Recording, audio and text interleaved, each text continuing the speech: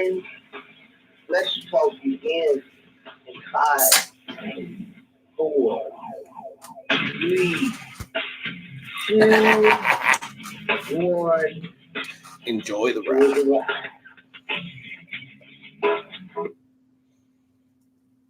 What is up, ladies and gentlemen, boys and girls, children of all? Jones here once again, ladies and gentlemen, for one more night of Wrestle Talk. It is Tuesday night, Wednesday night. It is 8 o'clock. Oh my goodness, ladies and gentlemen.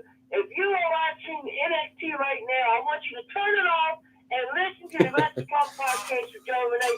You can watch NXT any other time, but you got to listen to us right now, ladies and gentlemen. If you are listening to us, you have made a awesome choice.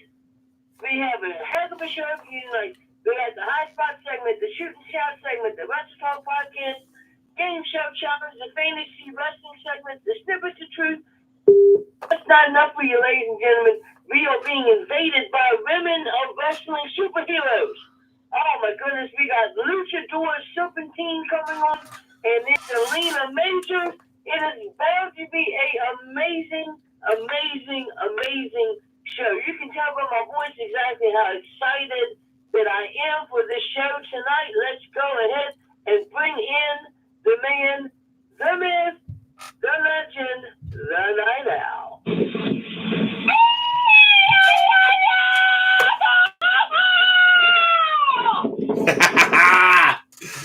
¿Qué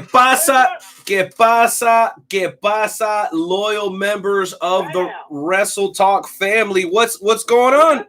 Jonesy, I'm with you, man. What's up, baby? Let's get the show on the road. What is the deal? I'm ready to go, man. I'm excited for today's show. I know that for me, today's show is super duper special for a lot of different reasons. Number one, because it's all ladies tonight. Like you said, we're being invaded by wild women of wrestling, dude. I have two beautiful daughters who are both young, and there's never been a better time to be a woman in professional wrestling, Jonesy. There really never has been. There is a multitude of opportunity, and the two gals that are going to be joining us tonight have demonstrated what can happen when you seize opportunity, dude. I'm super hyped and excited to hear from both guests tonight. Not only that, we're going to be giving away some merch. I do believe we already have a winner. So without a shadow of a doubt, dude, today's show is going to be hot fire. I am very excited, bro. I'm ready to go.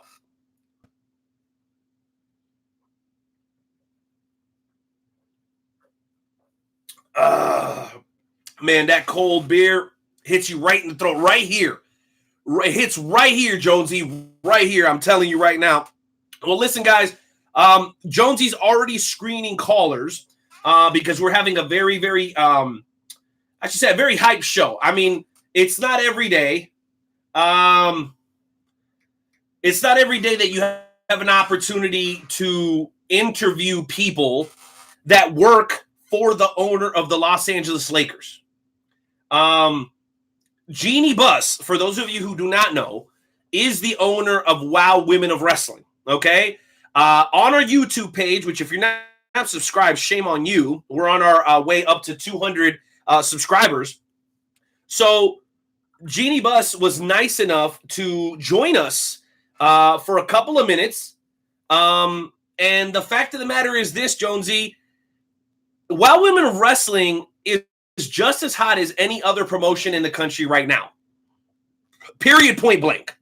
And the fact that they're not getting any notoriety, or at least not the notoriety that they deserve, is because there's so much other stuff going in the world of pro wrestling. But here on the Wrestle Talk podcast, we take a tremendous amount of pride in making sure that we cover all facets of pro wrestling. All facets is what we cover here on the Wrestle Talk podcast. And to be frank with you, bro, we're going to do a good job. We're going to do them justice, okay? But anywho, there's a couple things that I wanted to get out of the way. I want to make sure you're back with me. Jonesy, are you there? 1, 2. Mic check, 1, 2. Are you there, Jonesy? Jonesy, buddy, can you hear me, buddy? Jonesy, are you there? I can hear you now. Okay, here we go. You're back. I can hear you now. Yeah! You're back, Jonesy. You're back. Okay, well, anyway, bro, you heard everything that I said. I just couldn't hear you. So let me proceed. We're going to give away a T-shirt, okay? I couldn't hear you at all. You couldn't hear me at all?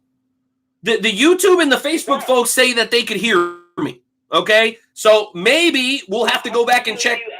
All right, listen, we're going to have to go back and check the Blog Talk audio and double check. But as far as I can tell on my end, the YouTube Live and the Facebook Live feed are both fire. Everybody can hear me. It's all good, okay?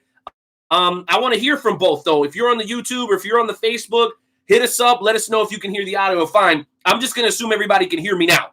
So, Jonesy, let me just go ahead and recap. Shout out to KCK Dental, The Conspiracy Farm, and our friends over at MEW who have a show this upcoming Saturday. Yours truly will be in the house calling the action. Okay, we've got a T-shirt to give away. We want you to send us your email address so we can send you one email a week. Here's what you get. You get first dibs on prizes, okay? You get every poster that we make that has, a guest on it. You're going to get that, and you're going to get the full press release absolutely free. We won't sell your email address. We won't spam you, okay? But you got to type out your email address. There's some of you guys that have been listening for years and years and years, but you don't get the email? I mean, come on. So go ahead and send us or type out your email address, whether you're listening to us on YouTube or Facebook. Type it out. We'll get you added to the email list, and you're going to get first dibs on posters, press releases, and also prizes, okay? And then, of course, big shout out to our friends at Journey Pro Wrestling. They are having a show tomorrow night, and just so I can make sure that I have all my information correct, intern Timmy sent me the notes a little bit earlier. So, the Regal Twins are going to be in action against Kurt Stallion and Jake Something. Jeremy Wyatt is going to be defending the Heritage Gateway Championship against Anthony Henry. Shotzi Blackheart is going to be facing Kenny Alfonso, former guest of the show. And then we're going to have Gary J facing off against Eric Stevens. And that is just the tip of the iceberg, folks. So make sure that if you're in the Midwest and you're within driving distance of Kansas City, that you either check out Journey Pro tomorrow night at Kansas Hall or out at Osawatomie, Kansas, MEW this upcoming Saturday, where yours truly will be in the building calling the action, man. I had to get all that out of the way, Jonesy. I want you to jump back in here. I know we got to get to Carl Lewis and then High Spots. But, dude, I'm so grateful and happy that we've gotten the support that we're getting right now. If you're watching us live, share. Please share. We want more people in here. Tap the screen, hearts, thumbs up. And if you're listening to the replay, share it and leave us a review on whatever podcasting platform you're listening us to, because that's how we spread the Wrestle Talk gospel. So do us that favor. You'll be foreverly greatly appreciated. And thank you. I see some people already sending the email address, so we appreciate that. But, Jonesy, why don't you go ahead and take over and close out the intro so we can move on to Carl Lewis? Oh, my goodness. Like I said, it's going to be a freaking amazing tonight. We got so much stuff to talk about on High Spots. I'm pretty sure if you all listen to my video that I put up for on the Wrestle Talk podcast Facebook page, that's something that we're going to be talking about. This DVD that I got. Oh, man, I don't know what about. It's going to be absolutely amazing. And we're even going to be talking about a match that was titled The Invisible Man versus The Invisible Stan. And I had Renee watch this match so that I could get his input on this match. All that and more when we get to High Spots. Right now we need to get to Carl Lewis. So Renee, why don't you do what you do best, sir? No doubt about it. No doubt about it. Ladies and gentlemen, we're going to ask everybody to respectfully remove their caps and place your hands over your hearts as we pay homage to the greatest country on God's green earth, and that's America, damn it.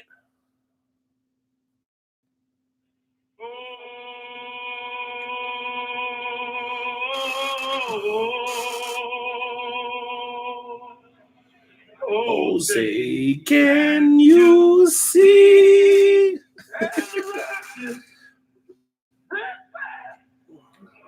I'll make up for it now.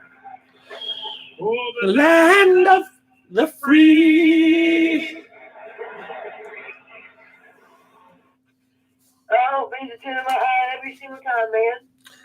Every single time. Well, Jonesy, before we kick off High Spots, I wanted to tell you something. So I went back and I saw your tweet, right? Oh, hey, Robert Jerry in the house. What's up, baby? What up, Adam Frex? Shout out to our friends over there talking Dynasty, doing big things, baby, big things. But, dude, I came up with my own top 5 tag teams, and I want to know what the Wrestle Talk family has to say about it. So, guys, 657-383-1521. Don't let us bore you to death. If you're watching NXT and you got feedback, like live feedback, hit us up. If you have an issue with my top 5 or Joe's top 5 and you think yours is better, hit us up. That's what this is about, guys. This is about you. This is about the Wrestle Talk family. So dial that number one more time. It's 657-383-1521 to be a part of the conversation as we kick off tonight's edition of the Wrestle Talk Podcast High Spots segment.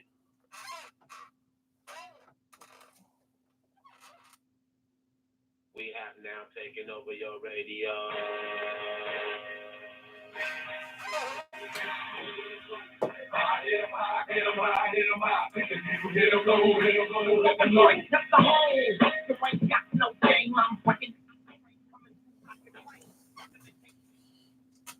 All right, ladies and gentlemen, I'm going to start to kick it off with this High Spots. Yeah, let's get your shitty list out of the way, Joe. Joe, let's get your shitty list out of the way first so we can get to mine, which is the only one that really matters. I'm just kidding, brother. I'm just kidding. I'm just kidding. I'm kidding. Go ahead, bro. Go ahead. I'm just teasing you. We'll go ahead and start with that. So I got the pro wrestling crate, and I was so excited for it to come in because it was all about tag teams, and I love tag teams. And you know, the one shirt was pretty cool. The other shirt wasn't really a fan of. You know, we'll get into that later. But it came out. They had the DVD that said World's Greatest Tag Teams in wrestling. All right.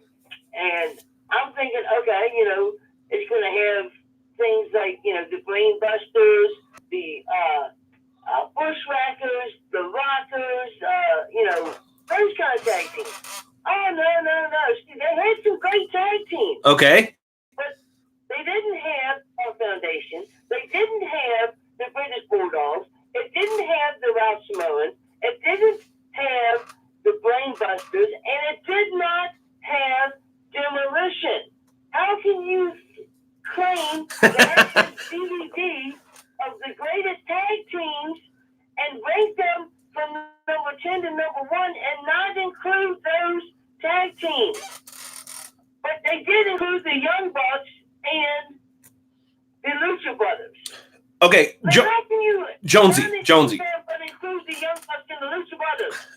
Jonesy, relax, okay? And again, we want to hear from the members of the Wrestle Talk family right now because, Jonesy, give us your top 5 list, okay? Because it sounds like there's people on the list that you don't think should be on there, like the Young Bucks and the Lucha Bros, but then there are guys who are on there that you agree with. So why don't you go ahead and give the Wrestle Talk family your list, and we'll see if we agree with your list or not. Because I'm sure that there's going to be people on your list that people don't agree with, but I got to hear it, bro. What do you have? What's your top 5? If I'm not mistaken, and Anton Timmy, if you can please give me my list real quick so I can take a look at this thing, because, you know, there's so many tag teams that it's hard for me to remember exactly, so let me go ahead and pull up my list. Yeah, pull up the list. Pull up the list. We got to see this infamous list. And you know what? You know what? You got it? You got it? All right, let's go. Let's go. I'm ready to hear this immaculate list. I have the Brain Busters. Number 4. The Brain Busters. Number 3, the Ralph Samoans. Number 2 was Demolition, and number 1 was Legion of Doom. Okay, well, listen. Those are my top 5 tag I'm gonna get booed out of the room here, okay? But can you please tell me who the hell the Brain Busters are?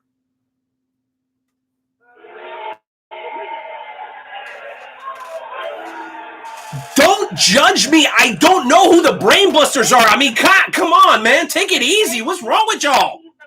It consisted of Tony Blanchard and Owen Anderson. Okay. Well, see, to me, they're the two horsemen. You should have just said it that way. The Brain Busters. Okay, well, you know what? Hard to argue with your list, okay? All right, so that's a good list, and I know we got a couple of callers on hold who want to come on and join us.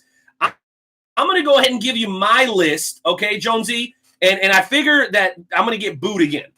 So here's my top 5 list. Number 5, the Young Bucks. What? Okay, and I'm going to come back and make my argument for the Young Bucks here in just a minute. And listen, I know you're not a Young Buck fan. And as a matter of fact, we're actually giving away a Young Buck t-shirt today. That's what we're doing. We're giving away a Young Buck t-shirt today. All you got to do is show us love on Twitter, retweet the little 50-second commercial that we created for today's episode. You retweet that thing, okay? And you're in the running. So there's still time for you to win a free Young Bucks t-shirt, okay? But I'm going to go back and defend them in just a second. Number 4, which I can't believe they're not on your list, Joe, the Hardy Boys. The Hardy Boys are number 4 on my top 5 tag teams of all time list. Number 3, the Dudley Boys. I don't think that needs much explanation. But yes, the Dudley Boys are number 3. Number 2, and I'm going to show you the difference between you and me, Jonesy, because I am unbiased. I put a team on my list that I don't even personally like. But because I understand and respect the history, they're on my list. So number 2 on my list is the Rock and Roll Express. That's number 2. And then number 1 on my list, which should be number 1 on everybody's list. This is the only team to ever basically go undefeated in the NWA. They were basically unbeatable, even in WWF during their stint. And that's right, ladies and gentlemen, I'm talking about none other than the Legion of Doom. Young Bucks, Hardy Boys, Dudley Boys, Rock and Roll Express, LOD. That is the only list that matters, Jonesy. But I want to hear what the callers have to say about it, man. Do we have anybody ready to roll? Let's go ahead and get in. Bishop, what is going on, sir? Good evening. How y'all doing this evening? Mm-hmm. What up, brother? We are contemplating you on these spots, sir. We need your top 5. We're beefing. We're beefing right now. What up, Bishop? What you got? Professional wrestling. Top 5. Top 5. Top 5. Okay, so number 1, I would say the Legion of Doom. Thank you. Number 2, I'll go with the Steiner Brothers. Hey, Number 3, that's pretty good. Steiner Brothers. I didn't even think about them. And number 5, the Eliminators. Cronus and Harry. That's a hell of a list. So he actually had some WWF wrestlers. He had some ECW wrestlers. He had some WCW wrestlers. Gotcha. Okay. I can understand that list. At least you didn't put the Young Bucks on that list. Wait a minute. Now, all right, well, Bishop, listen, we got a lot of other stuff we want to chat about. So we're going to kind of put you on hold here in just a second and then possibly bring you back because I got to defend the Young Bucks, okay? And I cannot believe I'm doing this. Jim Cornette would have a cow if he heard what I was about to say, but I'm going to say it, okay? So here's what I want to say. Every single promotion that the Young Bucks have been in, they have absolutely reinvented the tag team division within each promotion. Ring of Honor, they kind of reinvented the tag team division, them against the Briscoes. Then they go over to New Japan, and they do the exact same thing there, okay? They become one of the most recognizable tag teams on the planet, all the way on the other side of the globe, Jonesy. They were on the other side of the planet when they started to get the notoriety globally that a lot of people think that they maybe don't deserve. Now, they are the top tag team in the newest and hottest promotion on the planet. So, as much as I love the Hardy Boys, The Hardy Boys never really did it anywhere else. Now, you could say TNA Impact, that's fine, but who really watched any of that? I know I'm interested in Impact now, but back then nobody was really paying that much attention. The majority of fans were not watching the Hardy Boys in Impact, though they did a fantastic job. The only team on this list, there's actually a handful of teams on this list who did it outside of the WWF/WWE, and the Young Bucks are that. Now, do you like their style? Do you like the way they carry themselves? That goes beyond the point that I'm trying to make. The point that I'm trying to make is the most recognizable, the best tag teams, the tag teams that have changed the game. Whether you like them or not, the Young Bucks have changed the game at every single promotion that they've ever been at. And as a matter of fact, they're a big part of why AEW is even happening right now. No other tag team has done what they're doing on a business level. So not only are they superior to a lot of the teams that we see inside the ring, even if you don't like their style, they're on the business end of things, they're kind of nearing the top of the mountain of what any other tag team has ever done. So, personal feelings aside, Jonesy, the Young Bucks deserve to be on this list.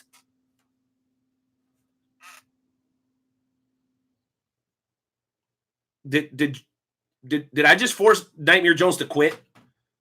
Jonesy, please tell me you didn't go away, brother. Jonesy, don't do this to me. Man, I cannot believe Jonesy went quiet on me. I mean, dude, all I'm sitting here trying to do is explain to you why my point is valid, and all of a sudden you go quiet on me? Seriously, Jonesy? Well, Jonesy, come. I need your thoughts, bro. I need to know how you feel because you got all quiet on me. That is perfectly fine. Okay. You are entitled to your lose, but there is no way I would put the Young Bucks over tag teams like the Steiner Brothers, the Harlem Heat, or there is no absolute way. But that's okay. You do what you got to do. Let's go and get another call on here and find their top 5 list. Yeah, let's do it. Eeny, meeny, miny, mo. Let's go ahead and get this gentleman on. Larry, what's going on, sir? I like this guy. What up, Larry? Huh? Shut up! What up, Larry? Shut the hell up! Hi, listen. Hi. Black don't suit you when you got a black background, kid. All right, wait a minute. Larry, we got to put Larry in timeout, okay? So I'm going to tell you guys a secret. Larry is actually somebody that a lot of you would recognize, but Larry is changing his voice. And this will be like the Wrestle Talk mystery of the year if we can ever identify who Larry actually is, okay? So he's calling from area code 636. That's the only clue I'm going to give you guys. But Larry is clearly somebody that you guys would recognize concealing his true identity. We're not going to let it out of the bag. But Larry, I'm going to say this to you, okay? Dude, Larry, you, sir, you're going to have to speak clearly and take us off speakerphone because we need to understand what you're saying. But this is the Scooby-Doo mystery of the year.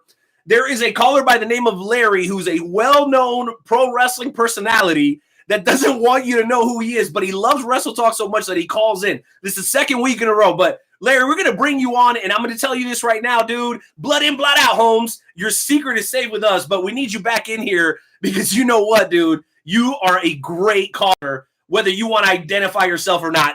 You're back, Larry. You're live. What's up, baby?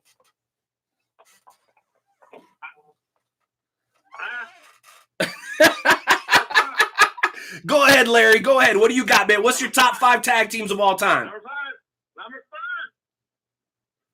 Mark and Jacob. Okay. You know, I thought about one, but let me ask you a question, Larry, before you go any further. Do you believe that there should be like a stringent rule that they had to have tagged for, like, let's just say 3 years or more or 5 years or more? Because you could probably count on your hands how many times Undertaker and Kane actually tagged, right? Because you could also say, well, Stone Cold and Shawn Michaels were a tag team, and Triple H and Mick Foley were, you know what I mean? Like, so let's stay away from that and talk about true tag teams. True, real, maybe not lifelong, but extended period tag teams, not just one-offs. First of all, you got to look at everything. Okay. Tag Sharks, we're talking to this day. Okay. Number 3, the Dancing Fools. Number 2. Too cool? Who are you talking about? The Dancing Fools? Who the hell is that? Jonesy. The Dancing Fools? Who's that? The Bushwhackers? Jonesy, Google it now. The Bushwhackers? Are y'all serious right now? No. You cannot. No, okay. I know you're not talking about the Bushwhackers. Google the Dancing Fools. You dummies. Sorry, bro. Sorry. But the Alex right is going through. Entertainment. All right, so who's your number one, Larry? Who's your number one tag team? Who? Colossal Connection. The Colossal. Oh, okay. All right, who's the Colossal Connection? Who's that? Who is that? Andre the Giant and Haku.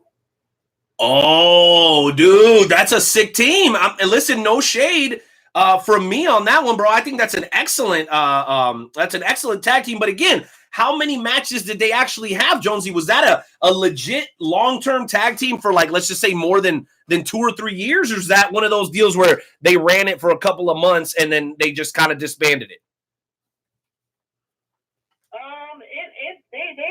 They were a tag team for quite some time. I mean, well, actually, they were only a tag team from like 89 to like 1990, so maybe 2 years. Well, there you go. They were still.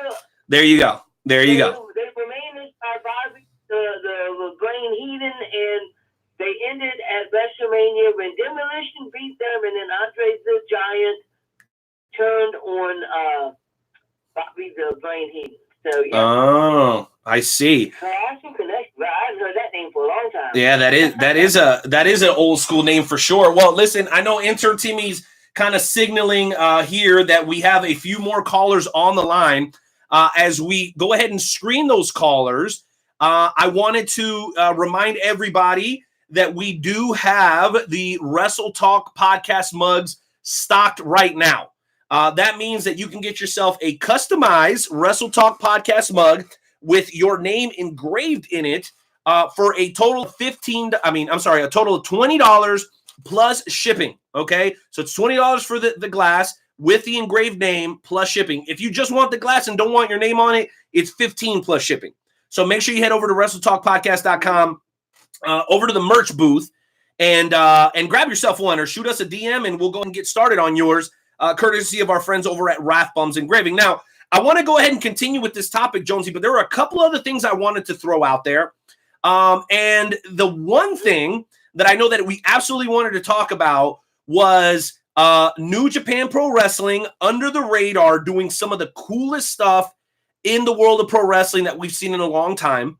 A lot of people miss this, but Jushin Thunder Liger actually removed his own mask.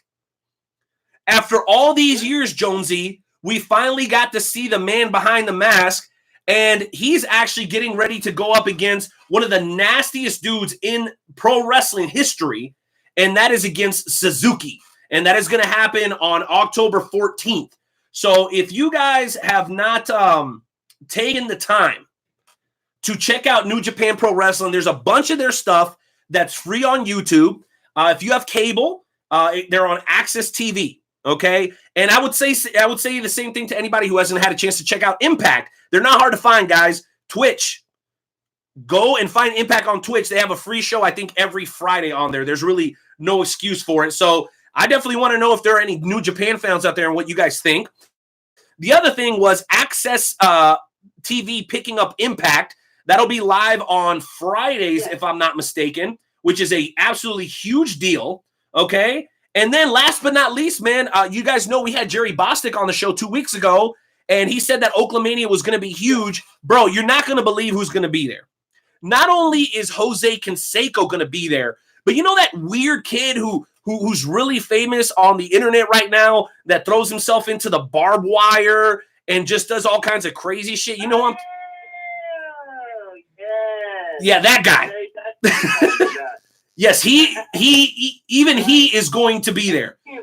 So, dude, I'm telling you, so much going on in the world of pro wrestling. And as we look into next month, here's what your weekly lineup is going to look like, guys. Monday, Raw. Tuesday, Impact on Access. Wednesday, NXT, AEW, and Wrestle Talk. Then Thursday, there's really not any televised wrestling, but if you have independentwrestling.tv, they're going to be doing some pretty special things on Thursday, which will give you guys an opportunity to keep watching. Friday, you're going to have SmackDown, and then Saturdays on Access, you're going to have Wow Women of Wrestling and New Japan Pro Wrestling. So basically, if you've got the itch for pro wrestling, there is an abundance of it. And we didn't even mention like the Ring of Honor schedule or the Major League Wrestling schedule. So it is absolutely insane out here for anybody who's a pro wrestling fan. Wouldn't you agree with that, Joe? I definitely would, and I actually do have the independent wrestling TV. I have a subscription to that, and I was able to watch. They had a show on. I guess it was last Saturday. It was freaking was awesome. So yeah, like that is, if you like independent wrestling. IndependentWrestling.tv is what you need to get because they have so many wrestling shows you can watch. I found out that they actually have some Shakara on there, so I can actually start watching Shakara. Bro, I've Journey, always wanted to watch it, but it's not on anywhere. Dude, Journey Pro is on there. Journey Pro is on there, and so is St. Louis Anarchy. They're both on there as well. Though you're gonna have to slide your boy that password, bro, because I got a lot of catching up to do. That said, guys, we're just a couple of minutes away. We're gonna check with intern Timmy here and try to figure out exactly what time we're gonna be hearing from Luchadora Serpentine, aka Thunder Rosa. She'll be joining us here in just a matter of moments. But as we go ahead and dig around and try to find out exactly when we're going to have her on, there is another caller on the line, Jonesy, that I'm going to go ahead and bring on. And he is somebody who said, hey, you know what, Night Owl, I was watching Impact when the Hardy Boys were there. But I got to get his list because he's one of the most knowledgeable wrestling fans that I think I've ever met. Ladies and gentlemen, welcome back into the show. A man that helps us host occasionally the Lucha Lounge, the one, the only El Luchador de Kansas City. What's up, Hey, how's it going? What up, Lucha? Hello, everybody. How's it going? What up, what up? Thank you. Hey, what is your top 5 tag team list? All righty. Well, of course, Night Owl here, he did mention the Hardys, and I did see them on Impact Wrestling. If you look on their YouTube channel, they will show you all their matches from Impact Wrestling back in the day. You know, especially tag team Apocalipto. That's something that Matt Hardy, crazy mind, came around back then. But yes, that is number one in my list because the Hardy Boys were definitely the tag team that I grew up watching during the Attitude Era of the WWF all the way until today, you know. And let's not forget the other 2 tag teams that were part of the Attitude Era. Edge and Christian, obviously. They had a great rivalry with them back then, too. Who could forget Unforgiven 2000, the tag team steel cage match between Edge and Christian and the Hardy Boys for the WWF Tag Team Championships. That everybody said that tag team championship match was just crazy as hell. It not only included them two, but included Rhino and Lita doing crazy shit too. Pardon my French. And then, of course, like I said, another tag team from the Attitude Era was of course the Dudley Boys, Bubba Ray and Devon, you know, and of course if anybody that's listening that still remembers the Attitude Era from, I guess what was it? The innovators of the TLC matches, the tables, ladders, and chairs that came around from WrestleMania 2000, and then again they did it again in SummerSlam 2001. It was just, all around that time. It was just crazy stuff with the tag team division, the Attitude Era. And now, let's see here. Tag team number 4 goes to Impact Wrestling, but this is back when it was still called TNA. And I'm talking about the original LAX. Homicide and Hernandez, along with the, you know, they were running roughshod into the tag team division. Huh? Oh, yeah. So I'm on the tag team division. They're fighting all kinds of tag teams from obviously the Dudleys and Beer Money, all them. Yeah, that's what those are one. But then again, there's one tag team that I like that's number 5 on my list. All right. And I'm just listening to what you have to say about this tag team, Night Owl. It's the Young Bucks, okay? But you gotta remember, when they were in Impact, they were called different teams. They were called Generation G. They still kind of figured out when they would definitely bring something different after they left. Well, you know what, Luchadora, I think that's a tremendous list. And all I can say is I freaking told you so, Jonesy. I freaking told you so, bro. I'm not the only one who believes that they deserve their place as one of the top tag teams in professional wrestling history. But listen, we're going to go ahead and stop the high spot segment right there because the Empress has entered the building, ladies and gentlemen. That's right. The much anticipated appearance of Luchadora Serpentine, a.k.a. Thunder Rosa, has finally arrived. And I'm personally super excited because we have something in common. We both have a Hispanic heritage. And, Luchadora Serpentine is somebody that you can see on Wow Women of Wrestling every Saturday night on Access TV. But there's so much more to this individual than just the persona that she plays on TV. And we're going to talk about that and so much more. So, ladies and gentlemen, welcome into the show for the very first time, the one, the only Wow Women of Wrestling's very own Luchadora Serpentine.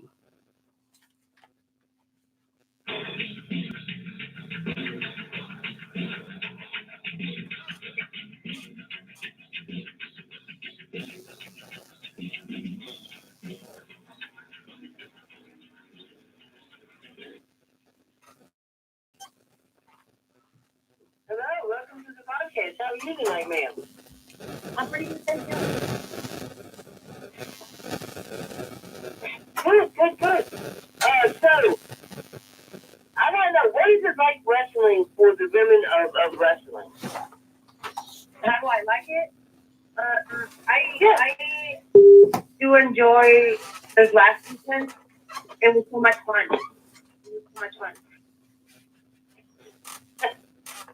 You recently got to wrestle Tasha Blanchard.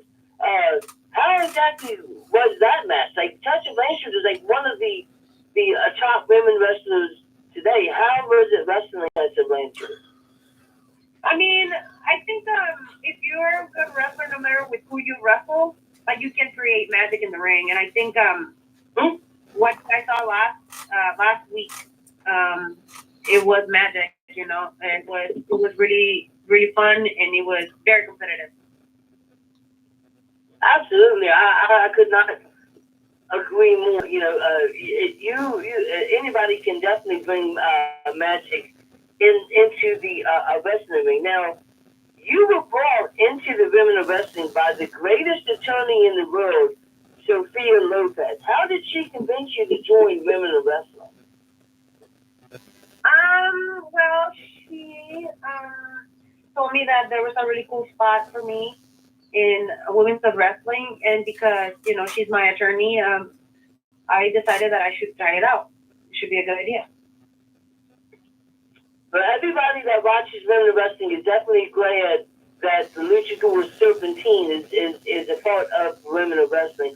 I watch it every week that it comes on. I don't want to take up all the time.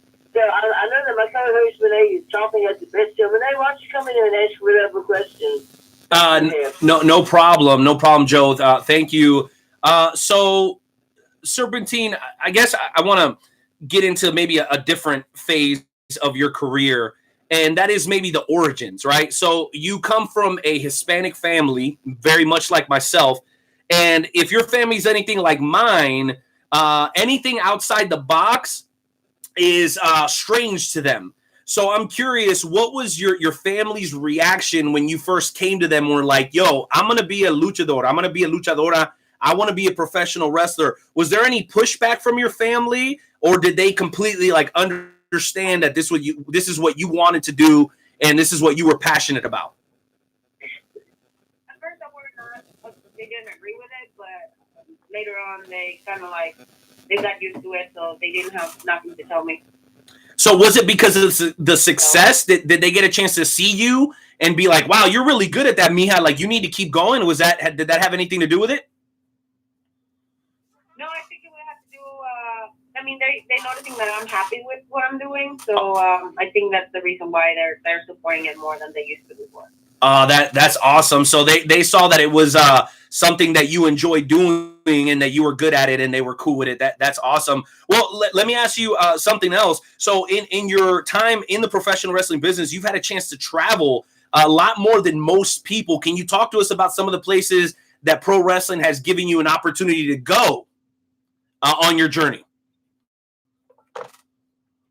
Well, I've been like pretty much all over different continents, and I've been in Europe, I've been in Japan. I still have like hopes that I will go to Australia.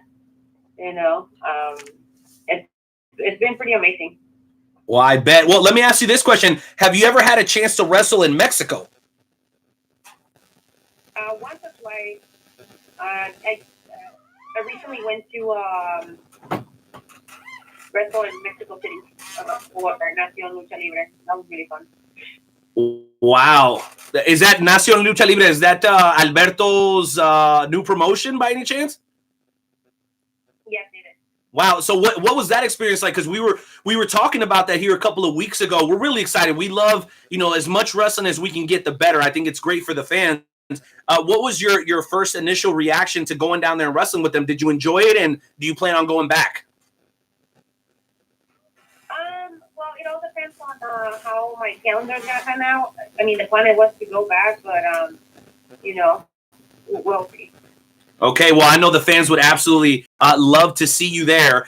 The other thing I wanted to ask you about was just following your Serpentine Twitter page, which I want everybody to make sure that you do that. That's wow_Serpentine, or you can follow Thunder Rosa on Twitter as well. I saw that you were retweeting some NWA stuff as well. I'm curious, and I know WoW keeps you very busy, but can we potentially look forward to seeing you also with the National Wrestling Alliance?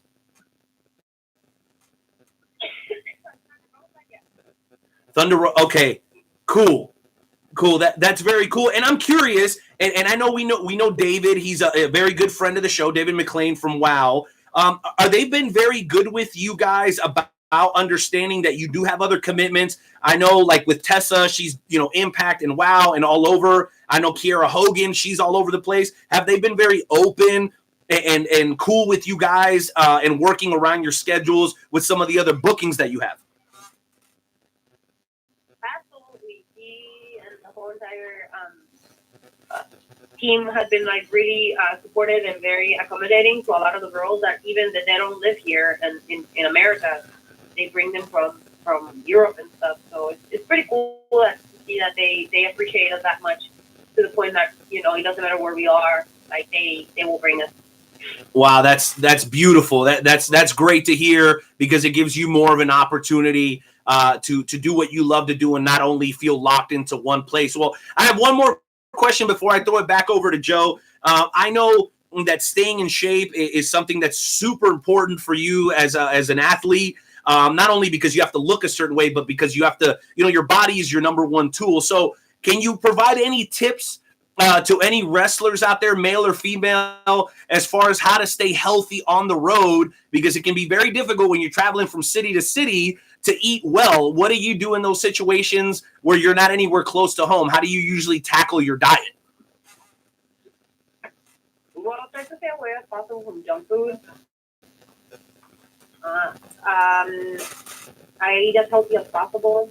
I mean, I spend a lot of money on food, to tell you the truth. Like, I spend like 30% of my pay on healthy food. And right now, because I'm about to do an MMA fight pretty soon, I have to stay in really good shape. I can't be like gaining weight and stuff like that. So it is imperative that anytime that I have available, I either rest or like exercise or like just make sure I stay on focus because it's kind of difficult to like juggle both of them at the same time. Right, I can understand that. And you know what, Joe, I lied. I actually did have one other question, and I'll throw it back to you because our time is limited. So you have, as far as I know, I came to know you first as Thunder Rosa, and then you had a stint over in California with Lucha Underground, which was a promotion that had a lot of people excited. They had kind of a different take on professional wrestling. They almost kind of made it like an episodic show or a movie. Can you talk to us a little bit about that experience and how it was maybe different from anywhere else that you've worked? Man, Lucha Underground was a pillar for me to like grow as a performer, as a wrestler, as an actress, everything. To give us an opportunity to like be multifaceted, you know, because if you were not wrestling, you were acting or you were doing something on that sport. So I am really thankful to Chris Joseph and Eric Van Wagen for giving me the opportunity, you know, taking me on under the wing when I was super green and allowing me to like develop a character that I still love to death, Cobra Moon, and that allowed me to be who I am right now. Somebody that's confident in the ring, somebody that, you know, exudes charisma, and it's just like it enjoys every moment when she's in the ring. So, I can imagine. That was that. And the fact that I was able to work with some of like the biggest names in the wrestling business right now, such as Rey Mysterio, Ricochet. Let's see who else is like super hot right now. Johnny Mundo, Kaya. There's so many that I can't even mention. Chavo Guerrero. There were so many people, and you know. That I learned so much, like from Drago, from a lot of people from Triple A, Aerostar, Sexy Star, you know, all of them. Igual Fantasma, like I mean, I can just keep going on and on and on. Like they were like, I just see them, and that's like something that you can't get anywhere else because we were able to create and have so much liberty on our matches that we were able to have fun. You know, we weren't like so strict on like. This is what you need to do. It was beautiful. So now with Serpentine, I'm allowed to do something similar, you know, which I do really enjoy, and I'm like so thankful for Selina Mayers and David McLean for allowing me to perform at my best that I can, and for allowing me to uplift and empower the new generation of new wrestlers, you know, that are coming in, and wow. I'm telling you, like this season, the second part of the season that we just taped last week, but I had so much fun personally, and being with Sofia Lopez, parenting with her was magic. Like we have so much chemistry. It's unbelievable. Yeah, it is unbelievable. And Joe, I'm going to throw it back to you. I just wanted to remind everybody we are talking to Luchadora Serpentine of Wild Women of Wrestling, and also known as Thunder Rosa, who's going to be working NWA and was formerly of Lucha Underground as Cobra Moon. Jonesy, why don't you go ahead and jump back in here with a couple of minutes that we have left? Absolutely. So I wanted to talk about your time in a Ring of Honor. You were a part of a tag team with Holly Band, and you all wrestled under the name the Twisted Sisters. What was it like being a part of that tag team? I do tagging with Holly Dad. I really do enjoy working with her. She's like my wife on the road. We know each other so well. We've been tagging probably for 4 years now. So it's been quite a while. So we know each other really well, even though we're like afar. Like when we tag, when we get in the ring, it's like nothing has time has not passed between us. We have like natural chemistry, and we always give our best in the ring. Like we're so passionate for each other. Absolutely. Being a part of a all-women promotion, how do you feel that women's wrestling has changed throughout the years? Oh, it's getting way, way better. I feel like the bar is set so high right now because there's so many good athletes that are coming, that are up and coming, that you need to stay on top of your game at all times. You know, to be relevant, to be different. You know, so I mean, I'm glad that I was able to be in this time, and that I'm able to be respected and represented, and be able to make a change, you know, as a female of color, and as a woman of color in the business, you know, I can make a change. Absolutely. And my last question before I throw it back to Renee, with the question that we have, you said that you are training for a MMA fight. What got you into MMA? Well, you know, I always like challenges, and this was presented to me as an opportunity. So I thought it would be a good opportunity for me to cross over to another sport. You know, it's definitely, you have to be very dedicated. You have to be on top of your game, and this is no joke. Like, for the time that I've been training, it's very, very intense, but it's really interesting because you create another type of family, and like everybody that trains with you, they are so close, and we become really, really, really strong, and we like support each other, and it's so different. I like it. I like it a lot. Absolutely. I love watching MMA. I don't know if it's something that I could personally do, but I definitely I wish you luck in your MMA match. But I'm sure you don't need luck. You're probably going to kick. But Renee, why don't you come in here with whatever last questions that you have, sir? Yeah, I do, and my question is kind of a two-parter, Serpentine. So just do your best to answer. So number one is, as you know, we're going to be talking to your trainer, Selina Majors, in the second hour, and she's got a lot of history. Somebody who has the pleasure of having worked with some of the best women in professional wrestling history. So can you give us maybe a little taste of what it is to train with Selina Majors, a.k.a. Bambi? And number two, we asked the same question to Fred Yehai of Evolve when he was on with us last week. Has there ever been a moment where you're either on the road, in the country, outside the country, where you were like, I cannot believe I'm actually doing this right now? Like, is it a match or maybe on the road with somebody that you looked up to as a kid? Have you gotten to that place yet where you just look around and you're like, wow, I cannot believe that I'm actually living this life right now? Yeah. Well, to answer your first question, training with Selina is definitely, she's all about telling a story. Like, she's a storyteller. She's old school, but she's also wants now to showcase what the girls have, like the new girls.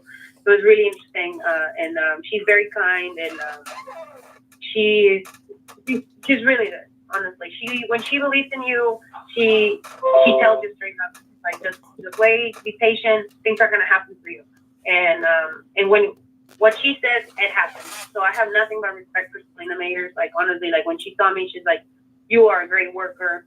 You know, your time will come. Your time will come."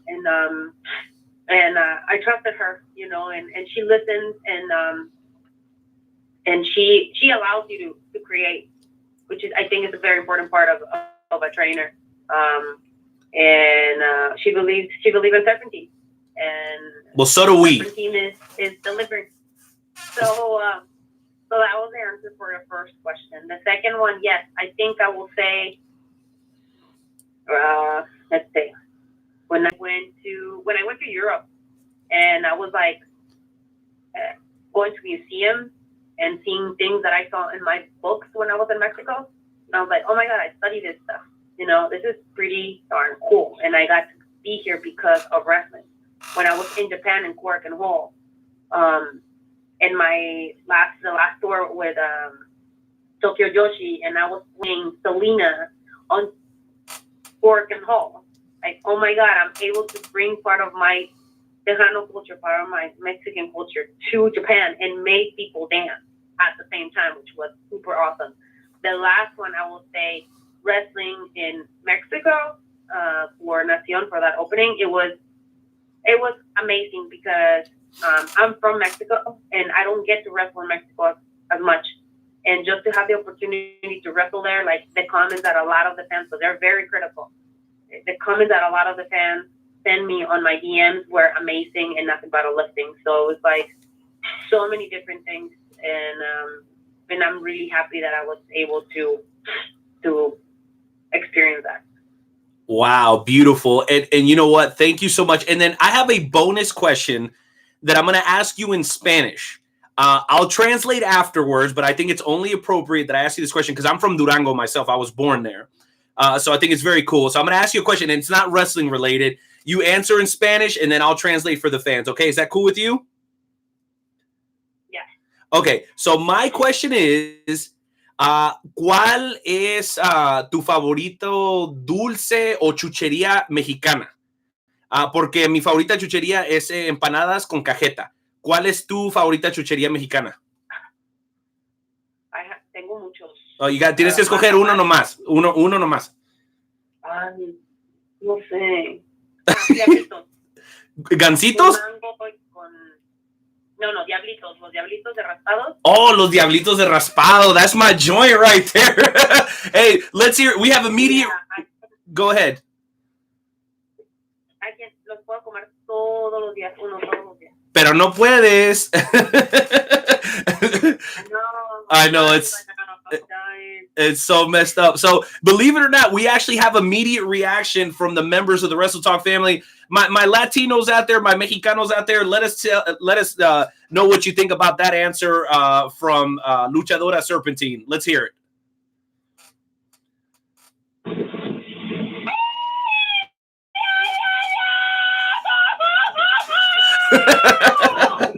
Ladies and gentlemen, Thunder Rosa, a.k.a. Cobra Moon, a.k.a. Luchadora Serpentine. It's been an honor and a pleasure to have you on the show.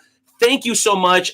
For those who haven't had a chance to see you in action, I highly recommend you guys go over to WOW's YouTube page and watch the badass match that you just had with Tessa Blanchard. She has never had a tougher test than facing you. And I put my bottom dollar on it that if you guys watch this match, you will be addicted to WOW Women of Wrestling.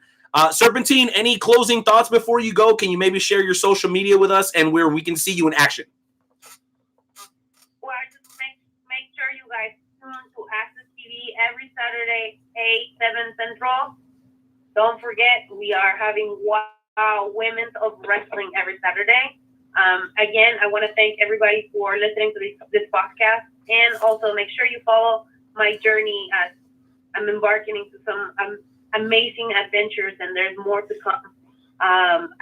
Follow me on Instagram at ThunderRosa22, at Twitter at ThunderRosa22, for Serpentine at Wild Serpentine, and Twitter, and Facebook is ThunderRosa2, my like page, and make sure you like my stuff, look at my stories and stuff like that. There's a lot of stuff happening for me, and I'm more than thankful to all the supporters, my friends, family that have come forward and just support me with sponsorships, with all kinds of stuff. So I'm really happy for that and for being in your podcast. Well, we're very grateful. Joe, why don't you go ahead and say goodnight so we can close out this segment? Thank you so much for taking time out of your busy schedule to come on to the show. It's been an honor and a privilege, and you are now part of the Wrestle Talk podcast family, so don't be a stranger. Thank you, guys.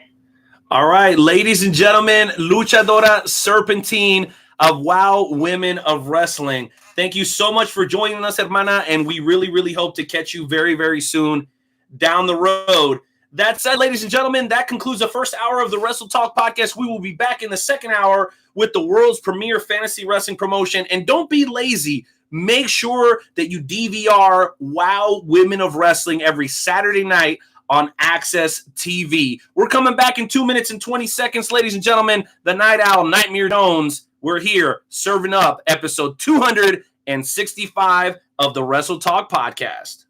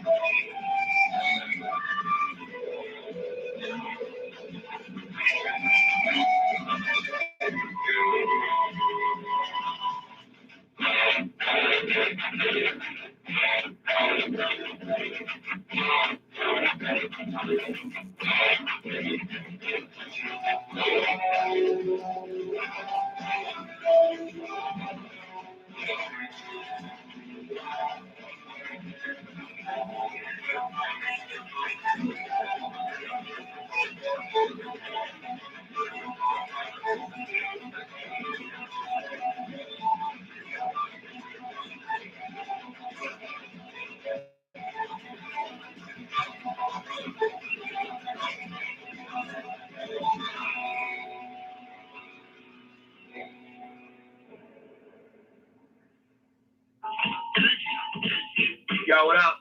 It's Night Out. Nightmare Jones. What up, Wrestle Talk fam? Do it for y'all. Check me out.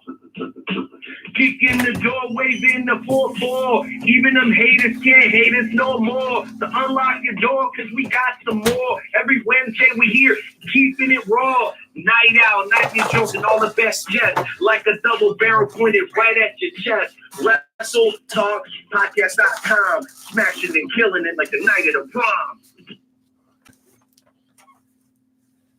Smashing it and killing it like the night at the prom, ladies and gentlemen. Woo, what a first hour. Holy crap. Holy crap, buddy. All right, well, check this out, guys.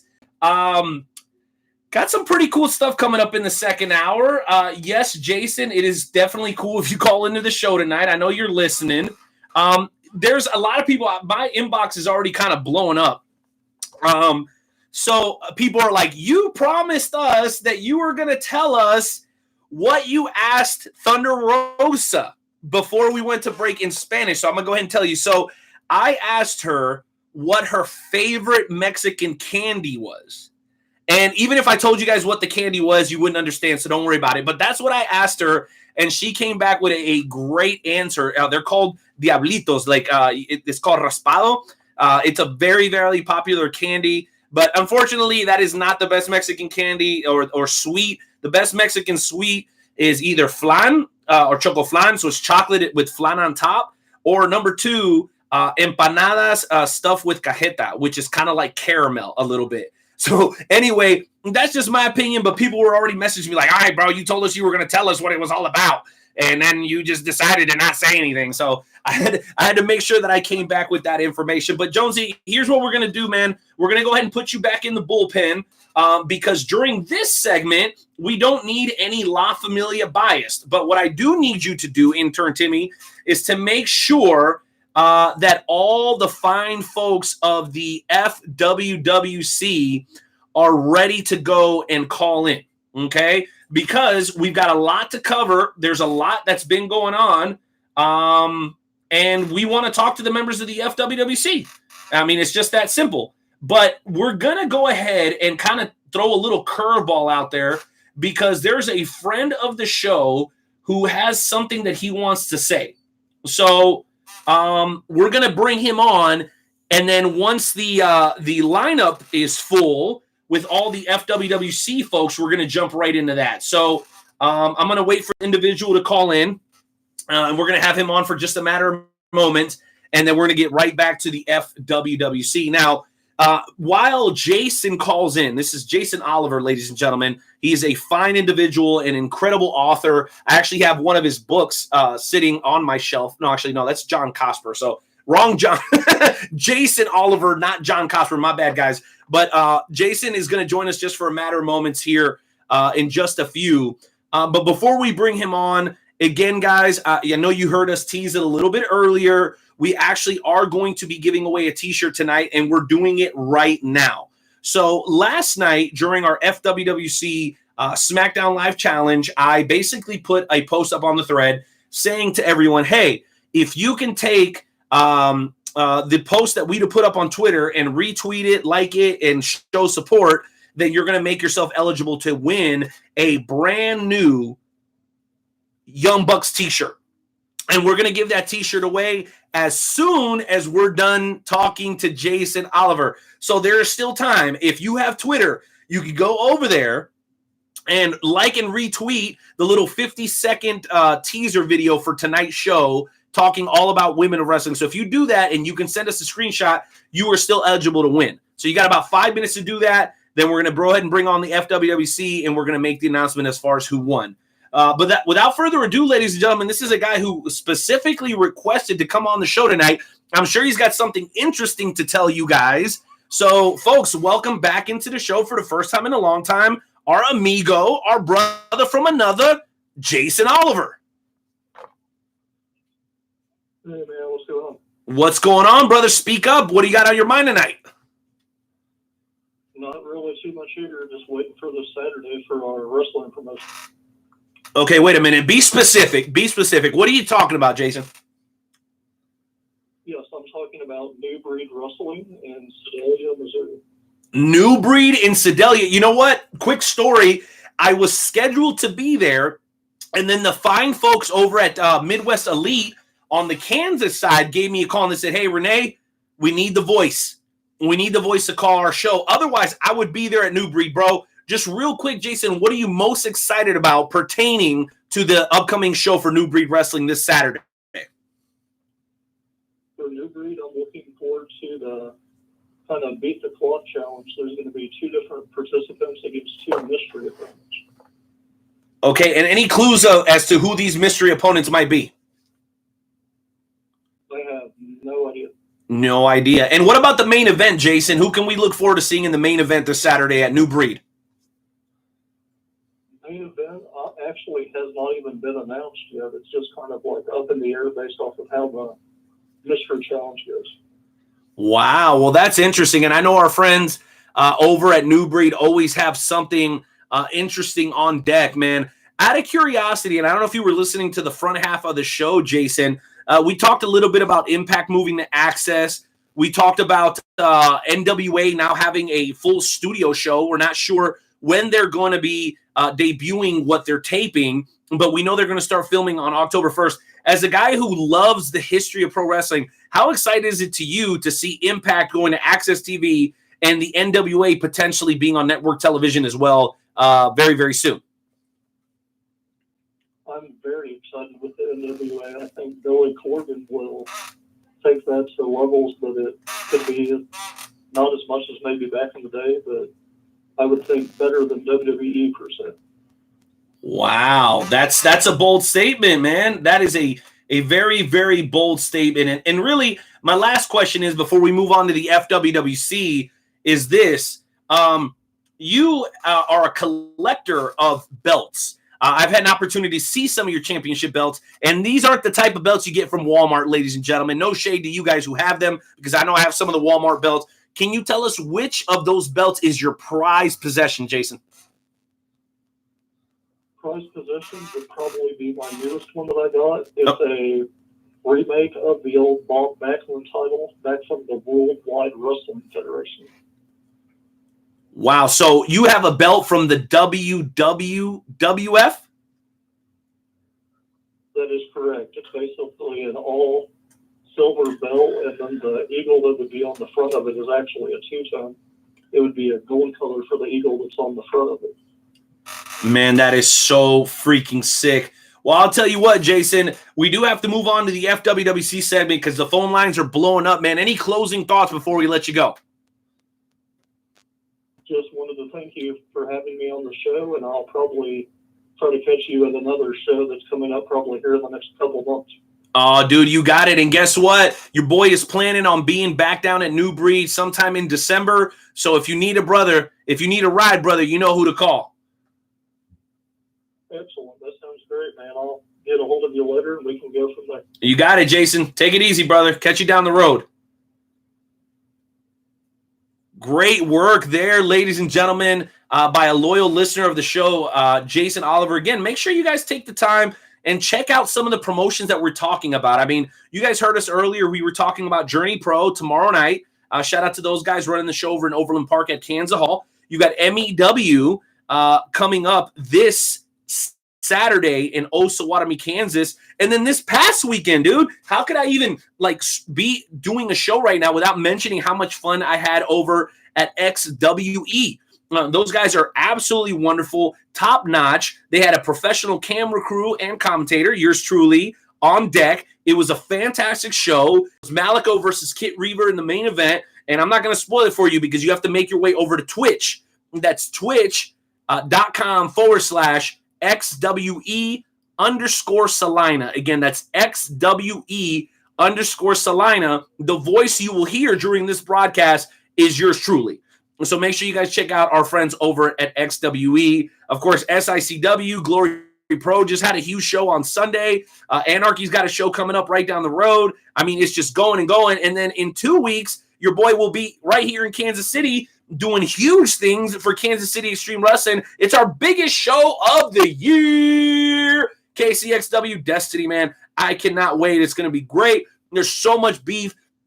So much unfinished business over at KCXW, man. I cannot wait for that show to happen because it's going to be a tremendous one. With all that said, guys, I want to make sure we give at least 15 minutes to our friends over at the world's premier fantasy wrestling promotion. And we've got 2 callers on the line already. And if that's all that we get to, that's fine because I want to make sure that we're ready for Wow Women of Wrestling's head trainer, Selina Majors. The first person we're going to bring on is a guy that we heard from a little bit earlier on the show, had a strong opinion about the tag teams, top 5 tag teams of all time, okay? And there's still time to call in and talk to us about that if you guys want to. But we're going to go ahead and bring on one more time tonight during the FWWC segment, the one, the only, Devontae D, the Bishop. Mm-hmm. Gentlemen, how y'all doing again? This is Doing great, Bishop. Doing real great, man. I know you've been quite busy these last couple of days, man. Why don't you bring us up to speed? well, you see, I've been in quite a bit of a mood lately. You see, it may not be obvious because I normally know how to hide how I feel because, you see, this past Monday night, I was supposed to be in a triple threat match with European title implication. But you see, that didn't happen because somebody felt the need to jump me in the parking lot. And you see, I'm on a search as to who that person may be. I have an idea who I think it is. But you see, the Bishop is a man who likes to handle his problems face to face. And I will be doing that soon and very soon. But then if you fast forward to Tuesday night, me, well, not necessarily my other side, as you would say, Brother Brown Bear and my brother Madman faced the Outsiders along with the team that called themselves the Crystal Lake Killers, Battle Cat Voorhees, in which we were victorious. And so I'm beat up, banged up, sore, but I'm still standing. And I'm looking for whoever decided to jump me. Well, Bishop, I want to actually get your thoughts on a match that you were not involved in. And that is the match that was a Red Brand match between Saint and Lilith. We all know that Saint was recently transferred over to the Red Brand, kind of against his will, by Marcus Mayhem, and he faced off against Lilith, who is one of our newer competitors here in the FWWC. How exciting is it to you not only to see a new competitor, but to see a new female competitor in the FWWC? And what are your thoughts on her thus far? Well, I tell you, we are in the era of the women's revolution, and it's always good to see a sister step in and do her thing. Now, you see, I've been watching some from matches recently, and she has impressed me. And at some point, I look forward to stepping inside of the ring with her to square up and dance. Now, you know, she's, I guess, a vampire, you would say. Right. Now, I may not be down with the darkness, but I am with the light. But you see, if she ever wants to step inside of the ring with me, I'd be glad to test my skills against her.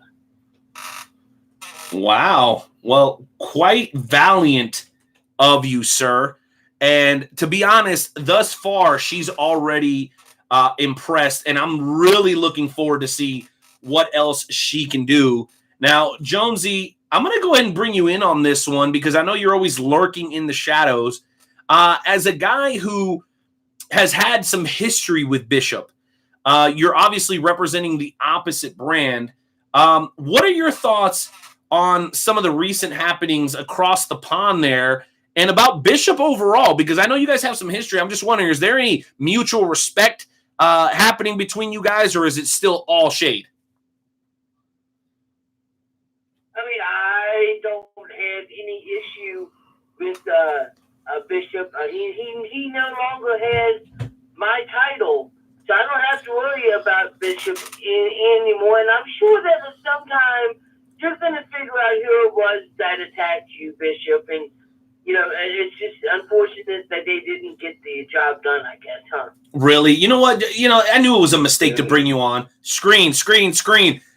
Bishop, your response to Jonesy there, clearly he's not forgotten about some of the beatings that you've put on him. What is your response to Nightmare Jones?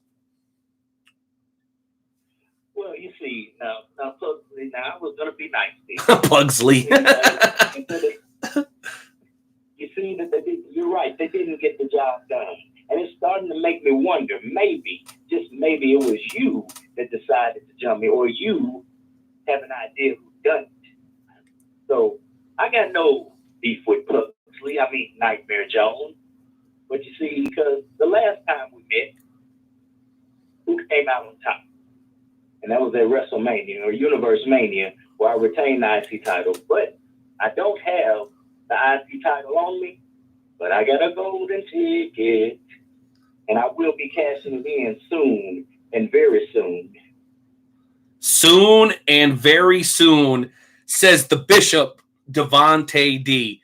Well, Bishop, we're grateful. And listen, we got a couple more callers from the FWWC, but we also have callers that are not calling pertaining to the FWWC, and we want to make sure we give everybody equal opportunity.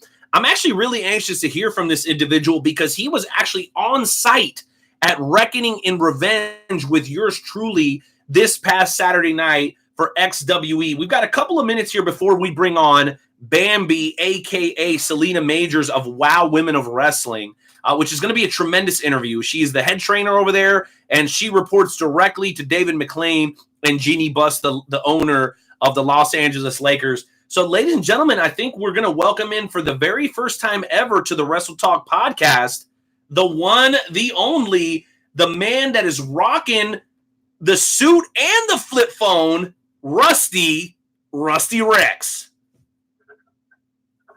How are you doing tonight, Mr. Martinez? What is going on, Rusty? How you doing, brother?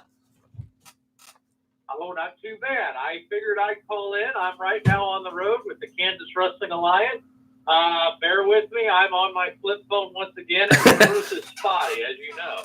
Hey, no worries. But I thought I'd call in and say hello to you and to Jonesy tonight. And sounds like a great show that's going on. Sometimes I don't get the opportunities as you've termed me as the scapegoat of the KWA. Sometimes I'm out investigating things, and Sometimes I get put into situations, but I was able to actually be near a computer tonight to watch your podcast. And what a tremendous I've heard many great things about the Wrestle Talk podcast. Well, hey, Rusty, well, we really appreciate it. And I know my partner in crime, Nightmare Jones, feels the same way. Let me ask you a couple of questions, and then we'll jump back to the FWWC segment. So really, it's only two things that I want to ask you. So the first one is pertaining to Cuda. We saw that this past Saturday, Cuda, for the very first time, spoke. And he seems to be interested in a particular championship that you're very familiar with. Can you kind of bring us up to speed with what happened with Cuda and what championship he wants to go after? Well, let me tell you what, Cuda has been on a tremendous singles run here, probably all the way through 2019. I think he's found somebody to kind of help him, what should I say, civilize or whatever, but they also might have been showing him some new techniques and some new training. He is specifically eyeing right now the 100 Proof Redneck Bubba Sutton for that KWA Social Media Championship, a title that's been hotly contested here all year long. And I don't know what's up Cuda's sleeve. I did catch up with him backstage after the show. You will be seeing that on the page here coming up. He's very different, very strange, but for some reason he picked up a little bit of language. So I'm not sure where that came from. Well, I can tell you this is a guy who takes a licking and keeps on ticking. It was 2 shows ago at Gold Rush, or maybe just a show ago at Gold Rush, where he was standing on the ramp. And those of you guys who've never been to XWE, shame on you. But he went from the ramp through a table. And we saw Malico kind of do the same spot in the main event this past show, and it was just exhilarating. That said, Rusty, I got one last question for you, and that is pertaining to the XWE Heavyweight Championship. We saw the incredible matchup between Kit Reaver and Malico. This would have been the 3rd edition of this matchup, and neither one of them won the match. Neither one of them walked out as XWE champion. Can you break it down for us real quick as far as what happened this past Saturday night? Well, basically, again, it was the 3rd, number 3 match for Malico and Kit Reaver. I say, about 3/4 of the way into the match, Mr. The Urban Legend, the one and only Drake Gallows, decided it was time to cash in his golden ticket. He also, earlier on in the night, became officially the number 1 contender for the XWE Championship. He cashed it in. He took care of Kit Reaver. He put Malico through a table. As Malico tried to get back into the ring, Gallows got him over there and got the 1, 2, 3 on him with the new XWE champion, the Urban Legend, Drake Gallows. He now is probably going to be bringing 10 cases of water to each show now to give everybody within the XWE universe a shower of bottled water. No doubt about it. And Rusty, on that note, man, we'll go ahead and let you go so we can continue through with the FWWC segment, man. But thank you very much, and I want you to hang on, and I want you to hang on and listen, because I've got some thoughts about that, something that happened at that show that did not involve the match. So make sure you hang tight, man, and thank you for calling in. Please don't be a stranger, man. If you can call in every couple of weeks or so, man, please know that we're always going to make room for you. All right, Rusty? Absolutely. I much appreciate it. You know how busy I am with the KWA, so I will definitely try, and I will be standing by here and be listening to the rest of your great show tonight. No doubt about it, Rusty, man. Grace and peace to you, brother. Talk to you down the road. So, Jonesy, I'm going to kind of bring you back in for this because, and I know the FWWC folks are ready to come on. We do have the FWWC Tonight podcast tomorrow night, and we still have to we still have to announce the winner of the T-shirt tonight. So, Jonesy, this past Saturday, we had an absolutely fantastic show. But I want to go ahead and kind of throw out this advisory. You guys know if you watch the show, and please share, hit like, hit the hearts. It means a lot to us. Please, please, please make sure that you do that. And if you want to be a part of the email list, send us your email address and we'll make sure that you get it. If you are heavily intoxicated, you need to keep yourself in check, because this past Saturday, when Drake came out, he was doing what he does, and he kind of does the water bottle thing. He usually nails a couple of the fans. They've come to expect it, and I think low-key a lot of the fans think it's great. Well, from what I understand, there was a fan who was maybe chugging a little bit too much of Grandpa's old cough medicine, and he forgot that he was at a show. So Gallows comes out to interrupt the main event, does his water bottle deal, catches one of the guys to the right side of the ramp, and the dude loses his shit, and like he's really like ready to fight Drake. And a lot of people would say, well, you know, that's part of what's missing in pro wrestling. Thank you guys for tapping the screen, man. That really does mean a lot to us. That's part of wrestling. That's what it's missing, that intensity, that passion. I agree. We need more of that from the fans to be controlled. If it is a rage based on or fueled by alcohol, that is not what we need. That is not a good example. It takes away from, in that situation, I think it kind of somewhat took away from the entrance of Drake, even though he absolutely made up for it. The match was fantastic. It was the match of the night without question. But if you've got a friend that's too smashed, do not sit near the entry ramp or in the front row. Keep that dude in the back. Keep chugging. Let him keep chugging beers. But if he distracts from the show, we have a problem. And Jonesy, as a pro wrestling referee yourself, have you ever run into a situation where the fans have gotten out of hand at a show that you've been in? And do you believe that it actually takes away from the entertainment value? Because I was kind of frustrated that the fans were paying more attention to this obnoxious fan who I'm pretty sure is a nice guy on any other day. But the attention needed to be on the three guys in the match.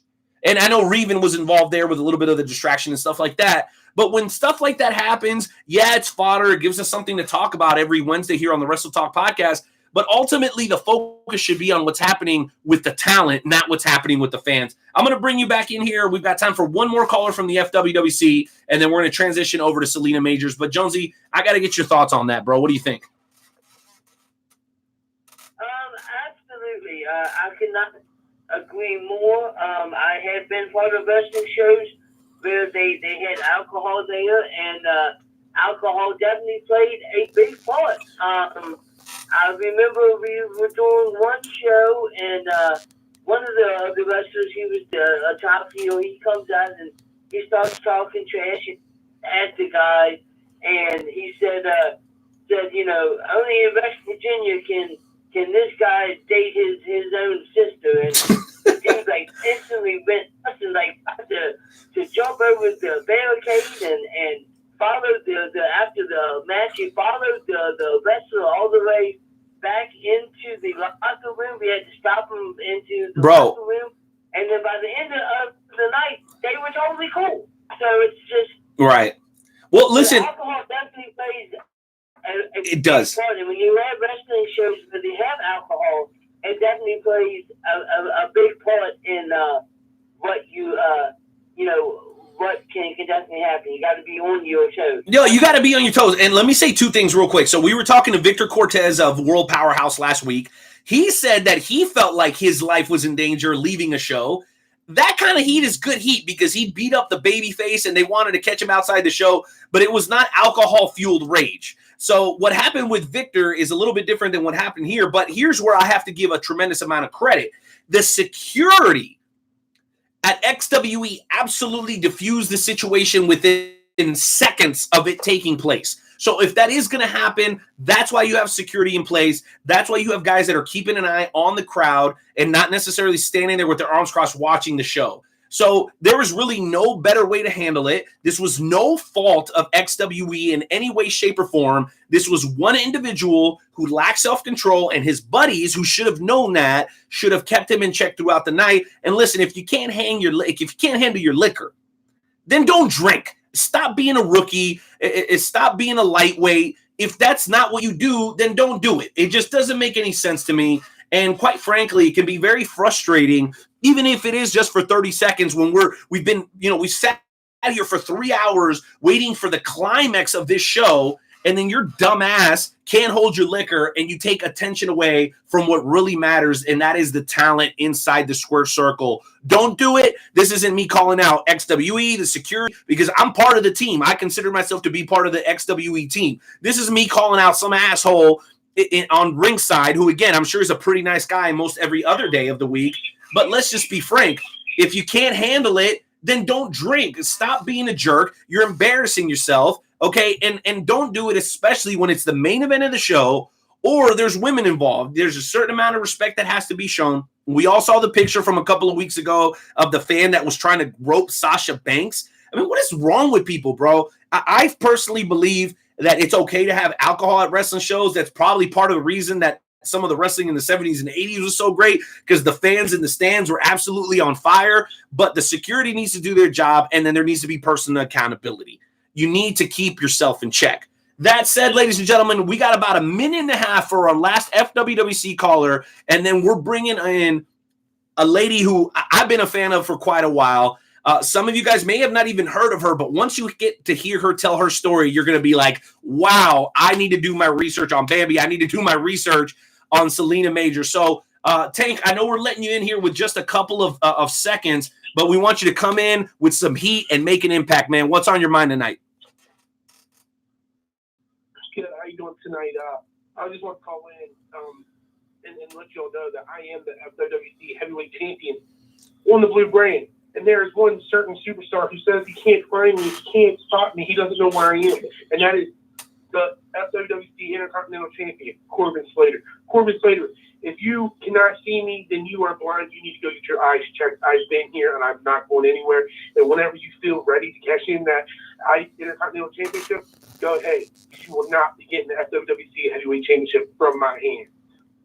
Wow, Tank coming in with that heat. Well, guess what, Tank?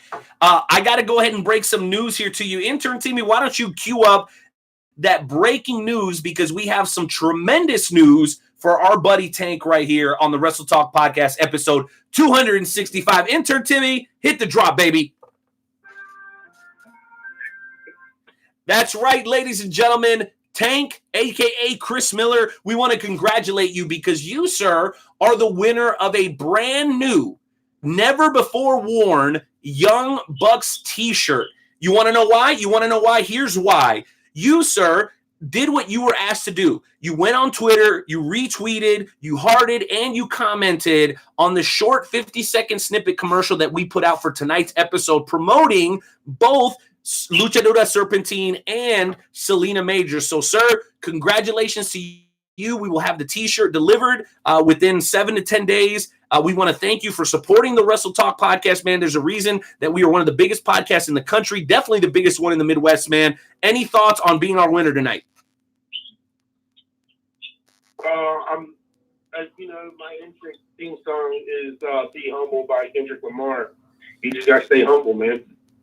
You got to stay humble and continue to support what, Tank? You got to continue to support what? The world's premier Wrestle Talk podcast. Boom, baby. Boom. In the words of Heel Deal, I know you'll like that, Joe. Boom, baby. Boom. Well, thank you, everybody that is a member of the FWWC. It is greatly appreciated. Remember, tomorrow night, sponsored by the Wrestle Talk Podcast, is the FWWC Tonight podcast, the exclusive podcast of the world's premier fantasy wrestling promotion, the Fantasy Wrestling Worldwide Chapter. And then huge shout out to KWA representative Rossi Rex for giving us an update on all the happenings over at Extreme Wrestling Entertainment. That's XWE in Salina, Kansas. Without further ado, ladies and gentlemen, the time has finally come to bring in our second featured guest of the hour. Jonesy, I'm going to go ahead and put you on the spot here. I'm going to go ahead and have you hit the music and then do the proper introduction for Selina Majors, man. Take it away. Absolutely. Anton Timmy, if you could please hit that music.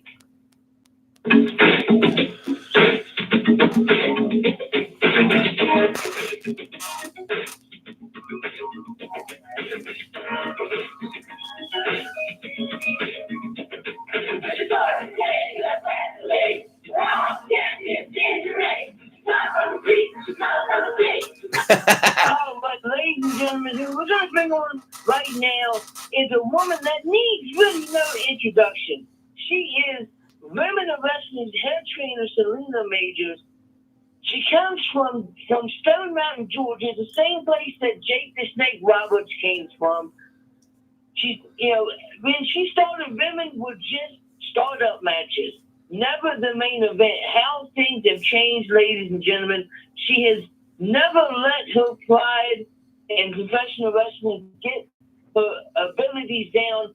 She is an absolute amazing professional wrestler. She has had a great career. Ladies and gentlemen, it's my honor and privilege to bring in Women of Wrestling's head trainer, Selina Majors. Hello, Selina. How are you tonight? I'm great. Thank you for having me on the show. Oh, it is definitely an honor to have you on this show. But now, if you don't mind, I'm gonna go ahead and start it off. Bro, please do. I know you're a huge fan. Take it away, Joe. Absolutely. So, when you started wrestling, as we've been told, women were just the warm up matches and were never the main event. How times have definitely changed, and you've got all women promotions now. You've got women matches that are main eventing WrestleMania. How does it feel to have women's wrestling make such a jump recently? Well, it makes me so grateful and happy to be able to see it happen in my journey. Because like you said, when I first started, even when I was a kid, I never hardly ever seen women wrestling. We always seen the men wrestling in the 70s. And then in the 80s, in the mid 80s, I got into wrestling, and we were much of a sideshow. They would bring the girls match in, and sometimes they wouldn't even put your name on the poster. It would just say girls match, or they would refer to the small wrestlers, the midget wrestlers, and they would say midget wrestlers, girl wrestlers, or girls. It didn't even look like it was wrestling. It looked like something else. So it's come a long way. We fought a long, hard battle, and it's finally paying off, and I feel so honored to be still part of it and to be able to watch it come full circle, and for the girls to finally not only be in main event matches, but for us to have our own 1 hour wrestling show on Access television network, and our own platform just for the women. And it's a long time in the making. I know not only myself have I waited this long journey, but I know my good friend David McLean, who started all women's wrestling back in the 80s, Glow. I was never a part of that, but we met shortly after that, and we've been friends for over 30 years. So I know he and I both are so blessed and feel so thankful that our efforts have finally paid off, and that we're finally getting the recognition that we wanted for so long. Absolutely. So cool. What a great answer. When you came back to Women of Wrestling, when we started, you brought in a wrestler. I know her as Jessie Smothers, but she's also known as Jessie Jones. Can you tell us a little bit about your relationship with Jessie Jones? Yes, a lot of people think we're related. We are not related. We're not related to each other by blood. I think in the South, like a lot of people consider you're a sister or a brother by community. So that was a misconception. We're not related. But I've always liked Jessie. She's always been a great wrestler that I've watched wrestle all over the place, all over the country. And when WOW was looking for great talent, she was one of the first ones that came to my mind. And she's been with WOW for quite a while now. She was brought in originally as my partner, and this was years ago, and we wrestled at Southern Pride. Since then, I wear many hats in the wrestling office, and one of them I had to hang up was getting in the ring because I'm on overload, and at 53 years old, that was the smartest one to put on the back burner. So, but since then, Jesse's gone on to do single matches and even in a few tag team matches with other partners. But she's a great asset to WOW Women of Wrestling, and we're lucky to have her as part of the team. No, absolutely. And then my last question before I send it back to Renee, because I know he's chomping at the bit. I'm ready, Jonesy. You know I'm ready. Head trainer. You are the head trainer at Women of Wrestling. What kind of training do you put the girls through? Well, that's hard to describe in just an answer. It would probably take about a 2 hour. Yeah, sign up for a seminar, Joe. Sign up for a seminar. Yeah, we'll have to have one of those. Yeah. But we do basic training that you see at most other wrestling schools. The unique thing about us is that we're all women's wrestling schools, and to my knowledge, we're the only one as of right now. There was the world famous Fabulous Moolah who had a wrestling school all those years in the 70s and 80s, and it was exclusively for women. And so ours is unique in that way, but much similar to any other wrestling school. We start out just finding out what kind of athletic ability that you have, and we go from there.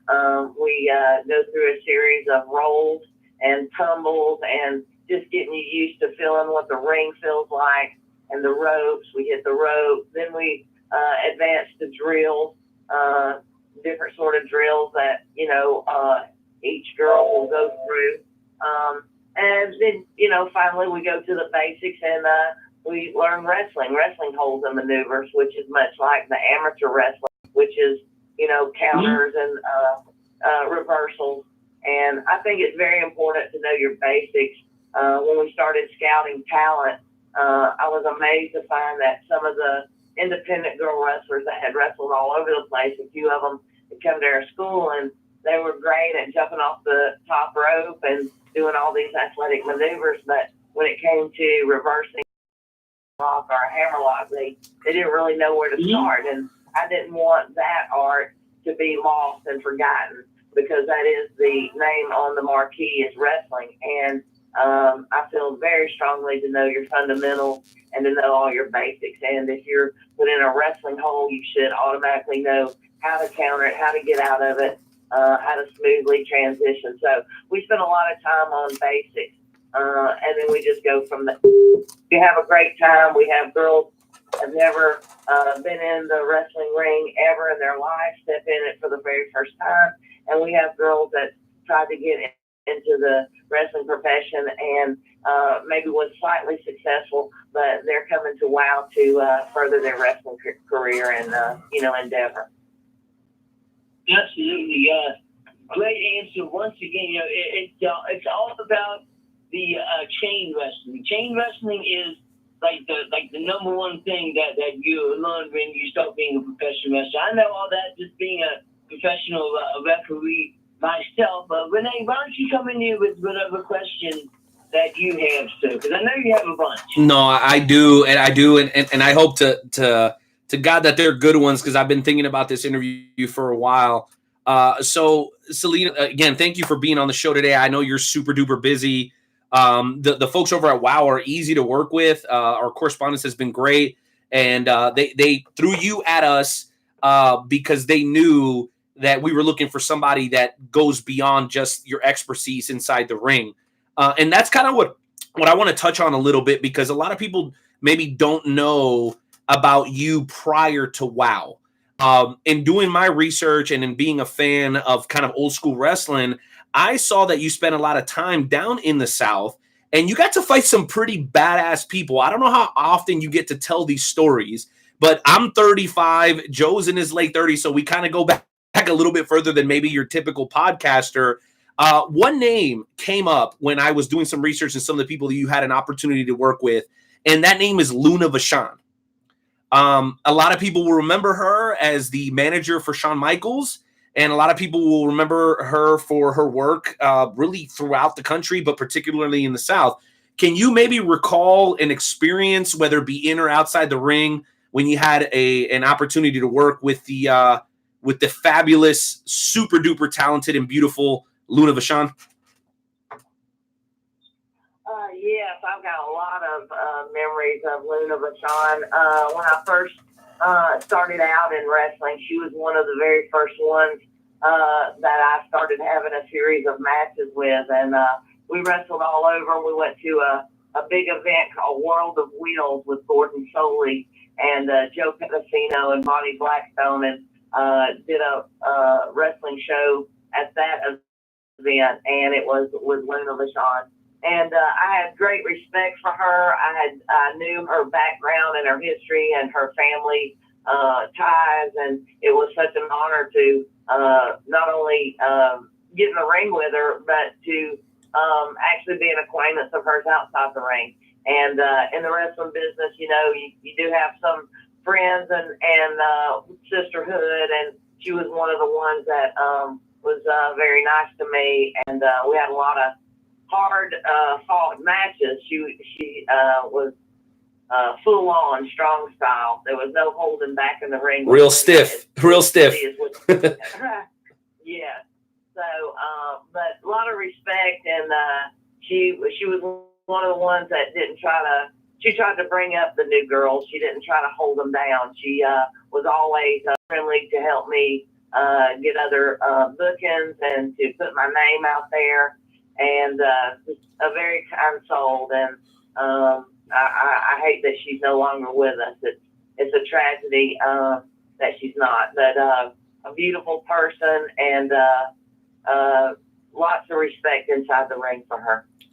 Yeah, no doubt. And it's crazy that you say that, because I'm going to say the late great, and I just think back, Jonesy, you can probably relate to this, man. We did a lot of 10-bell salutes this last year, and I know we're still just in September, but it feels like we just keep losing all these legendary people. And in many cases, they're not legendary. They're people that maybe are kind of a little abstract, but they contributed so much to the world of pro wrestling that it's absolutely incredible. I mean, you talk about just a couple years ago, we lost Leon White, Vader, a guy who had some of the very best stories in the business. Maybe not anybody's super duper favorite wrestler of all time, but nevertheless, a very important part of the evolution of professional wrestling.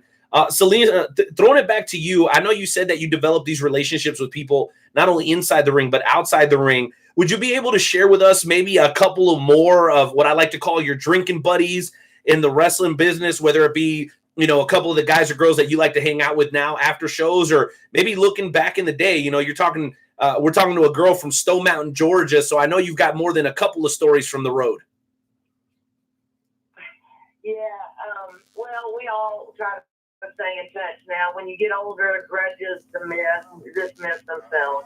So I was recently awarded an award at the CHC, the Cauliflower Alley Club. Love those guys. In Las Vegas. And yes, and it was such an honor to be awarded that. And I realized that our foes in the ring have become our friends when you get older. So there's a lot of people that helped my journey and that I owe a lot to. Joyce Grable being one. She's the one that actually trained me. A lot of people have that mistake, and they think because I spoke up for Moolah that I went to Moolah school, but I did not. I just knew a lot of the girls in that era. But Joyce Grable actually was the one that trained me and got me into the wrestling business. And, of course, my longtime rival and enemy, Katie Lee Leather, a.k.a. Thug. I wouldn't have my journey without her name being in there. So, honored to be able to mention her. And Malaya Hasaka, who was my tag team partner many, many years ago. She is a very important role in professional wrestling now, and such an honor to work alongside her. So there's a lot of people talking about people that's no longer with us. Sherry Martell. Wow. A very sweet girl. She was so sweet. I never had the opportunity to wrestle her. I was She was in a match, involved in a match. I believe she was the manager. I don't believe she was in there. I can't remember. It was like a 6-way tag or an 8-way tag. But super sweet. Jerry was one of a kind and one in a million. Candy Divine, another sweet girl that was alongside me and a lot of ventures in the wrestling. So there's a lot of them. But I tell you right now, my biggest thing is the women of wrestling and promoting them, and not only being honored by being their coach, but trying to pass along some wisdom to the younger generation. So we have such a great opportunity, and I'm real happy that we're able to be viewed on Access Station right now. That's such an honor to get out there on Saturday nights. I know it's a great time slot. I think it's 8 o'clock on the East Coast. Yes. And like 5 o'clock on the West Coast. But if you haven't been able to tune in on our show, I'd love to hear responses, because we try to keep it old school, but we try to put some new school in there. It is all a women's show, so we have to be creative about it. But it's sure something that I'm proud of, and it's something that I hope will carry on, and a lot of people will tune in and enjoy it, and go further on this. No doubt. And I know, Joe, you got at least one more question pertaining to some of the girls that Selina has been training, and then obviously, bringing in kind of like the 5-star recruit recently here, Tessa Blanchard. I know you've got some questions relating to that, but I had one more question, and it was maybe a little bit more on the personal side, and it was something that I'm very curious about pertaining to you, Selina, and then also obviously going back to your dad, Bambi. So because of your persona, the Southern pride and the Confederate flag and all that kind of stuff, right? Like, have you found the need to adjust over the years because of the way that the culture has changed? Because, and this is me speaking just from my own personal beliefs, I think there's like a PC culture, right? Like a politically correct culture that you can't be proud of being from the South, because if not, you're labeled to be this. Or, if you're overly proud about being this, then you're labeled as that. Has that been something that you've struggled with? Because, that Southern pride persona hailing from Stone Mountain, Georgia, I think it will immediately kind of lend some people to assume some things about you, which I think are completely unfair. But I know it's probably something that you've thought about or had to deal with. What has that process been like? And have you had to make an adjustment over the years?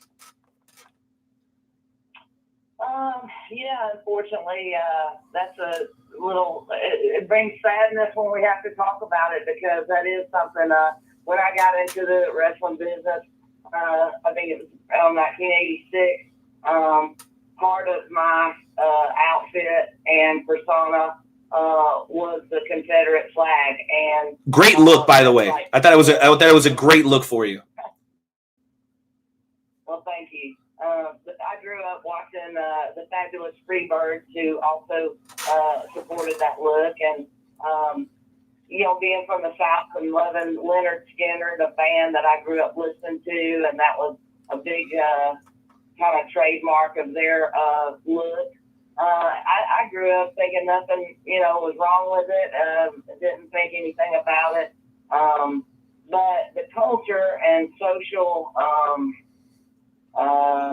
political correctness, and I don't know, just that whole jar of all that has really, it's funny. It's like, I think political correctness is to not judge people, but that's exactly what it is about. It's a restrictor.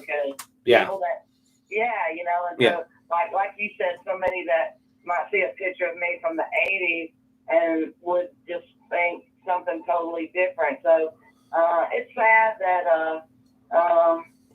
I feel like in this day and time that a lot of people rewrite history.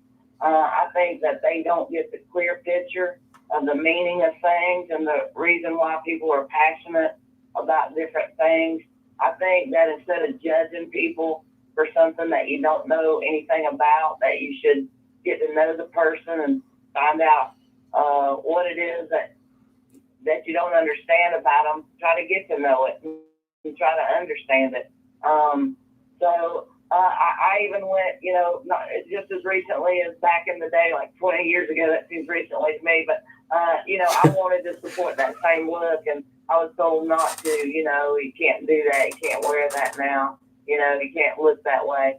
And so it's sad that people can get an upper hand on what you believe in. But I tell everybody, it's not a racist thing or anything like that. It's part of my culture. It was part of me growing up in the 70s. That's what was my culture. And so to say that I'm not proud of that would be not being true to myself. Yeah, your family would kick your ass. I'll tell you, your family would probably kick your ass if you weren't proud to be from the South. I'm the same way. Yeah. So, it's hard, I think, today. A lot of labels are put on people without understanding. And we should talk about it, because I think that's the only way to maybe get the message across, is for people to be open and ask questions and answer honestly. Wow. Probably not a typical question that you're going to get, Selina, but that's what we do here on the Wrestle Talk podcast. We've had the honor of talking to other legends such as yourself. I mean, we've talked to Tully Blanchard, Paul Orndorff. We talked to Tracy Smothers, who, if you know Tracy, I'm sure you've run into Tracy Smothers in your path.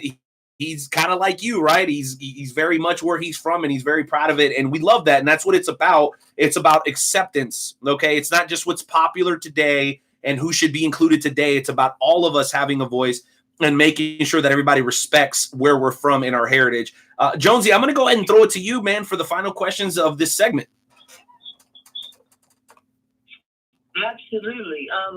So my next question, and you had referred to this question earlier, was you had a huge feud with another wrestler by the name of Thug. Can you tell us about your feud that you had with this other wrestler by the name of Thug? It was epic. Epic. Yeah. It's probably one of the longest ranging feuds out there, especially for females, probably. I know when I was a kid, there was Tommy Rich versus Sawyer, and it went on forever. And so when I first met Peggy Lee, who is Thug, I met her for David McLean's all-women's group. It was a group out of Chicago. It was right after he did The Glow. And I was awarded a trophy, and Peggy Lee took the trophy and smashed it over my head. And we wrestled each other from New York City, Madison Square Garden, to Miami, through Texas, out to California, and back across the Midwest. And we wrestled everywhere. We've gone overseas and wrestled each other in Japan and Europe.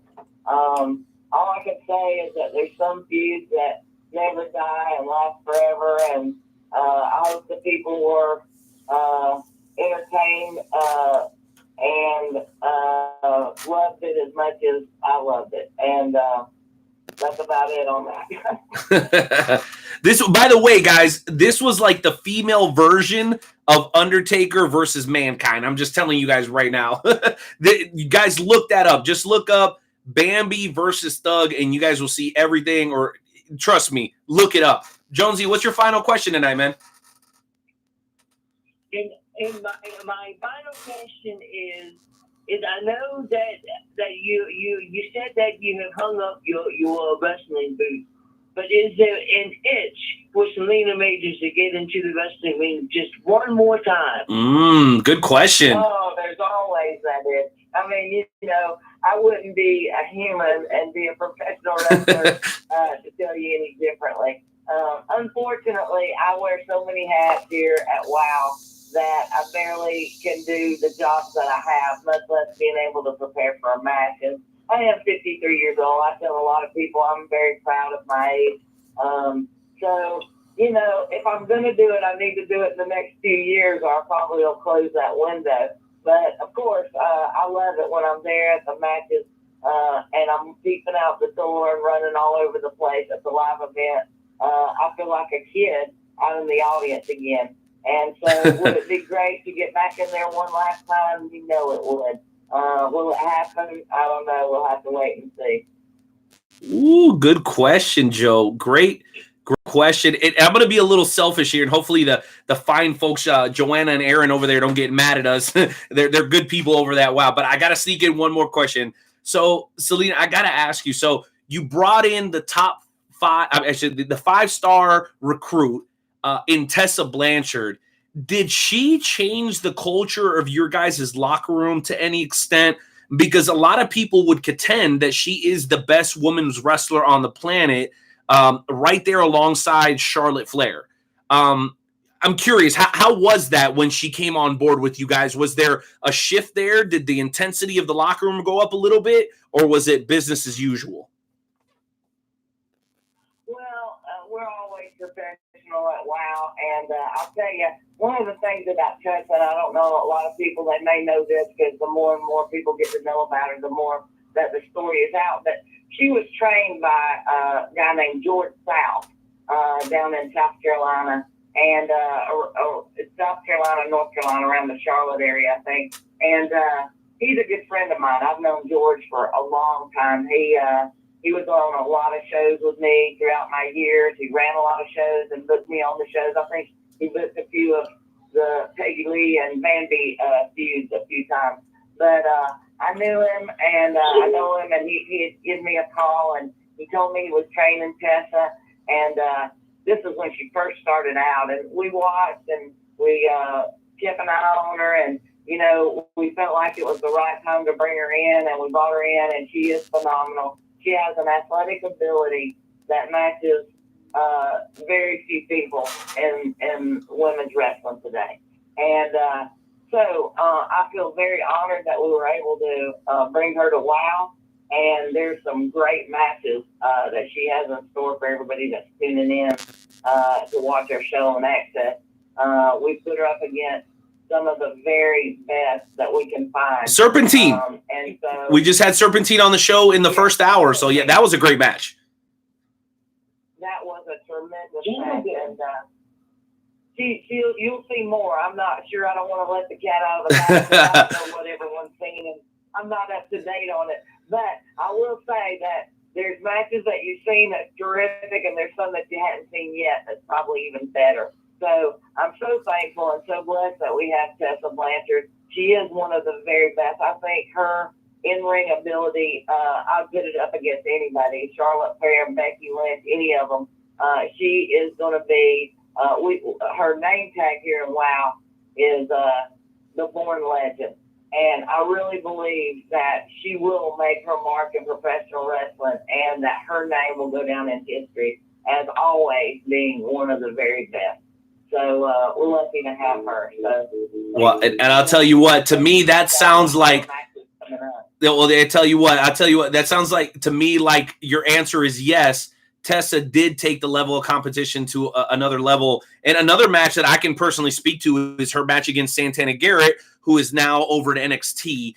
Santana was your guys' longtime reigning champion. She was absolutely fantastic. That feud, when Tessa showed up, I don't know if you played any part in writing that, but that was so cool. I remember when Tessa came out, and it was just so good, and David was in the ring, and he's like, whoa, you got to earn your shot around here. Those are the kind of memories that you guys are making. And again, every week on Access TV, you guys are making history once again. Just like yourself, I know you put her in that category as one of the best of all time. I think Selina Majors and Bambi needs to also be put within that same classification. If you don't know, do your research, Wrestle Talk family. If you do it, I guarantee you'll feel the exact way. That said, I know that you're a little trepidatious and apprehensive about stepping back in the ring, Selina, but I know that the competitive nature of somebody like yourself cannot be denied. So before we close out this interview completely, would you be willing to join us for tonight's edition of the Wrestle Talk Podcast Game Show Challenge?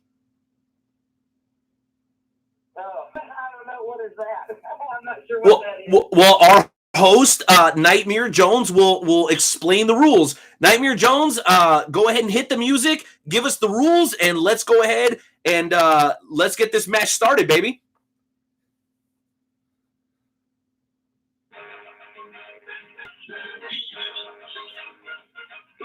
Da, da, da, da, da, da, da,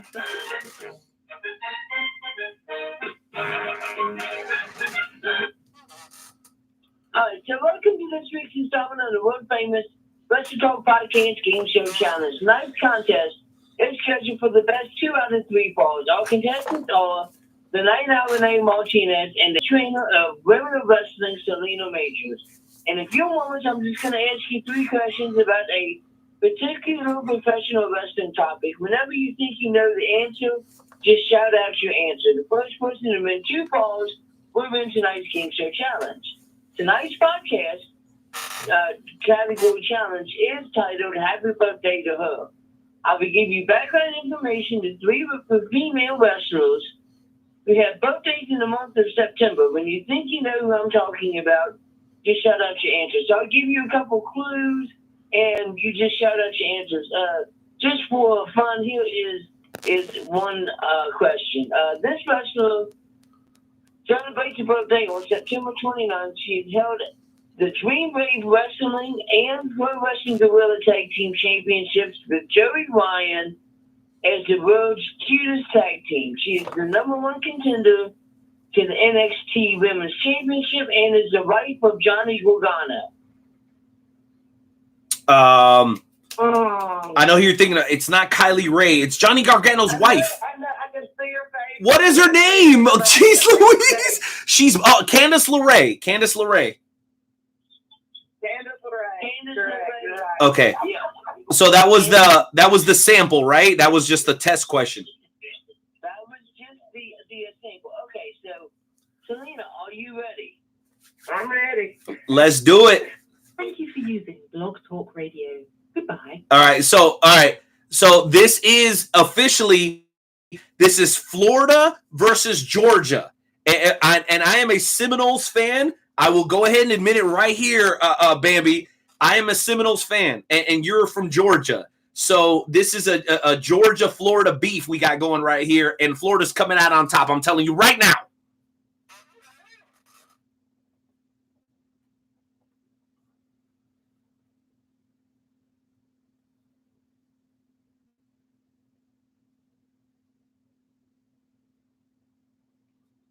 All right, ladies and gentlemen, it looks like we're having a bit of a technical difficulty here.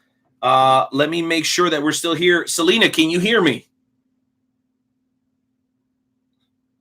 Joe, can you hear me? Looks like we've lost audio, guys. I'm not really sure what to say here. Obviously, ready for the Wrestle Talk Podcast Game Show Challenge. Kind of lost audio here via Blog Talk, so not really sure what we can do at this point other than promise you that we're going to go ahead and try to run this thing back down the road here. I know that Jonesy and myself have had an absolutely wonderful time working with the folks at WOW. They've been very, very...